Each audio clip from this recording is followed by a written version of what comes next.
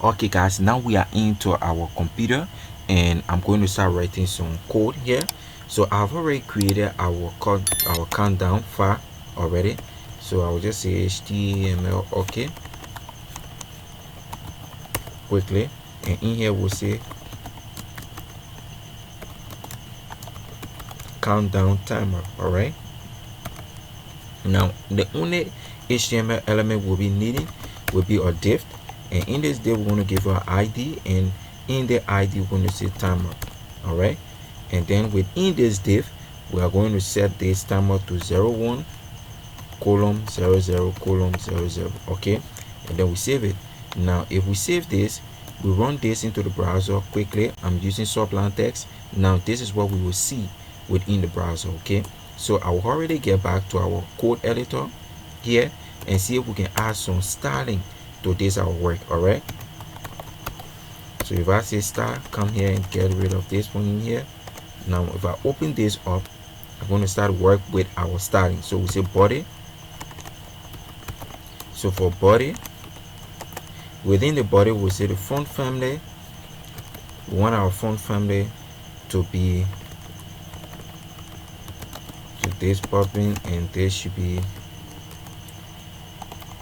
array ISN. So we say command, we say SAN sans serif. Good. We'll come down. The next one we will be working with, we'll say display. For our display should be flex. All right, so which is justify content. Justify content should be center. All right, we say align items should also be center.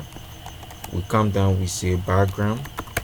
For our background we're going to use our 111. all right, and then for our color we will take pound 00 FF and that of $C. Okay, we come down, we say for our font size, we want to increase it by 3 rem. All right, good. Now the next thing we want to move out to will be our timer. All right, now but before we move over to the timer, we can check into the browser quickly and see what will be our feedback. Now there's our feedback. All right, there's our feedback. Now if I bring this, if I take it out, and then we'll continue our work, we come here, we take timer, send the timer is an IDE, so we're not going to call it in the class one, we'll call it like an ID with pound.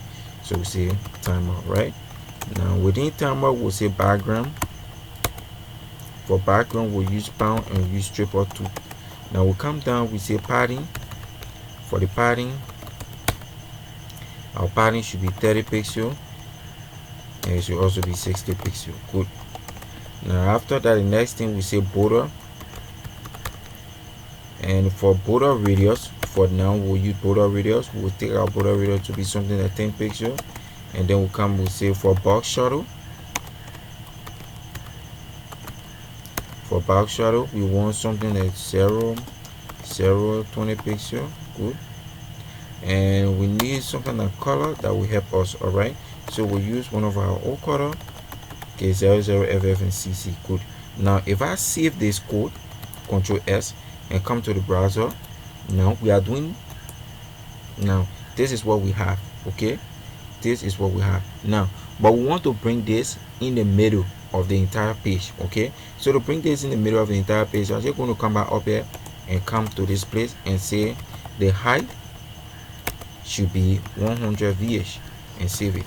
Now so I'll go back on the body and change the height to 100 VH. Now if I come and refresh this, voila, now we are set. Okay, so the next string we want to use, we want to attack the JavaScript aspect of it. We are done with it, HTML and CSS portion of it. We want to attack the JavaScript portion of it. Now to attack the JavaScript, so guys, without further ado, let us start writing our JavaScript code. For our JavaScript code here, the first thing I'm going to do, I'm going to create hours. I'm going to create 1 hour into a second. All right, so I would say let countdown. Okay, and then assign the number 60 asterisk 60, which is 60 times 60. Okay, now 60 times 60 is saying 60 seconds times 60 minutes. All right, that is equivalent to 1 hour. And now I'm going to count down and say const, all right, and say timer display. Now after saying timer display and assign to a, okay, document dot get element by id. All right, now document and get element by id, we say timer, because timer is what that we have within our HTML here on the id. All right, now I'm going to just close it out. All right, now the next thing I'm going to build a function. Now this function that will help us run the entire countdown clock, all right, or timer. All right, so we say function, we say update timer. All right, now this is our function we get out of this. Now into the function we are going to write some other pieces of code. All right, so the first thing we'll say let hour, okay, let hours assign math dot floor floor. Now in this we say parenthesis, we say countdown divided by 3600. all right, 3600. Now that is telling you 1 hour into second. All right, and 1 hour divided by the 30,600 second. All right, good. We take it, we go down, we say the next place we say let mini now equal math dot flow. Now in this, now we are going to say countdown. All right, come back, we are going to use double brackets here. We say countdown because we want to divide it. All right, we want to divide this, the remainder. Okay, the remainder of, we'll take the remainder of 3600 seconds, right, and divide it by 60. All right, divide by 60 seconds. All right, now get out of this and close it. Now the next place we want to get to it for second. All right, for second we are not going to use any of the method called math.flow. We are just going to call out and say second equal countdown, or countdown the remainder of 60 seconds. Okay, good. Now after doing this, we want to count down and set our timer display. All right, for timer display we're going to add the text content, and then in this, for our timer display text content, we're going to use our template string. So we're going to call batik. After saying batik, we call the $sign, and then we use this parenthesis. We say string. All right, we say string, and then in this string we say hour. Okay, now after saying hour, then we say dot pad start. Now for this, we are assigning to it how many value or how many decimal places, or how we are is assigning that we range from 2 digits to 0. All right, now so 0 should be a string instead of it being a number. Okay, now the next play we do the same thing for mini. All right, we do it for mini and we do it for second as well. So here we will say this, we say string, say string again. Okay, now so I will just break the code down here so that we cannot have a long misunderstanding in what we are doing. Okay, so I'll break it down here so we cannot have long misunderstanding around. So we will say string here again, and then in this string here we will say parentheses, and then we say minutes. All right, after saying minutes, we get out of it, we say total, we say pad pad start again, and then in the pad start now we will say 2, 0 again. We do the same thing for second, the same thing for seconds. All right, the same thing for second, we say the $sign again, and then we'll call this, we say string, we say parenthesis again, we say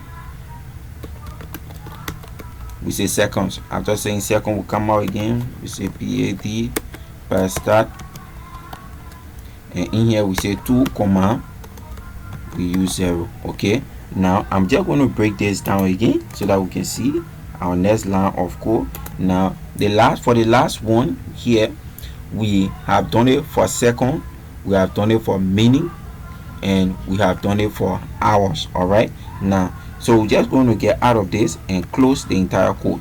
After closing the entire code, we will branch down a bit. We branch down a bit to get more clarity in the code. After branching down, we say if.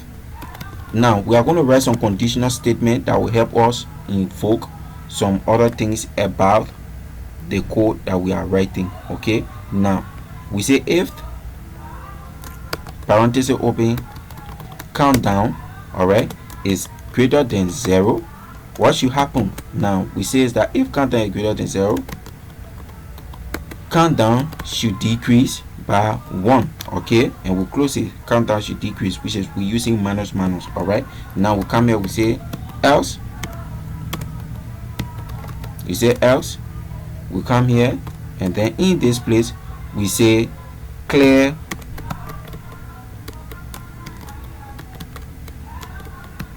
interval. All right, now for clear interval, we're going to put in our variable here quickly, and later on we are going to make the variable, we'll initialize the variable. All right, so we say timer interval. All right, now we close this. After saying timer interval, now here we say timer display dot text content. All right, timer display dot text content will be, now we assign this string to it, saying time up.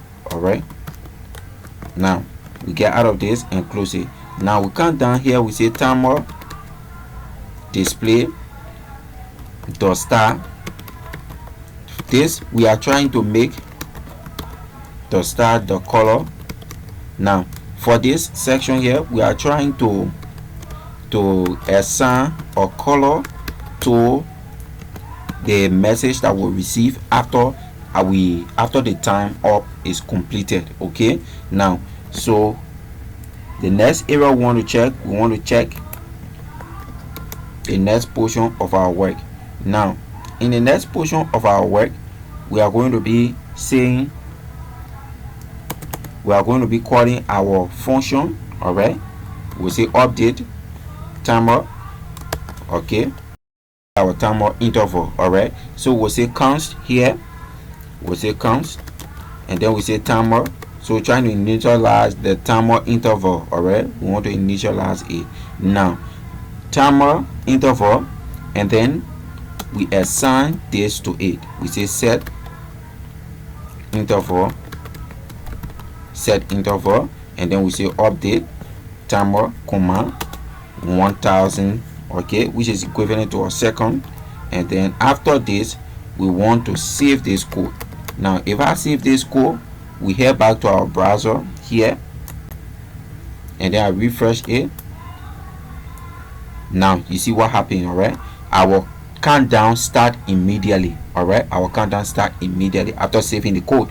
So we have 59 seconds and 40 some, we have 59 minutes rather, and 40 some more seconds that are counting down currently. So we can change this to 1 minute, we can change it to 2 hours, we can change it to anything. All right, now they're going to the code and see how can we change it to a minute or hour. All right, now if I come back into the code here, at the top of the code where we initialize the hour, where we converted 1 hour into seconds, which is this line of code, if I change this to 1, all right, and save it. Okay, the first 60, if I change it to 1 and save it and come back here, when I refresh this code, now we are doing the countdown of 1 minute. Okay, we are doing the countdown of just 1 minute.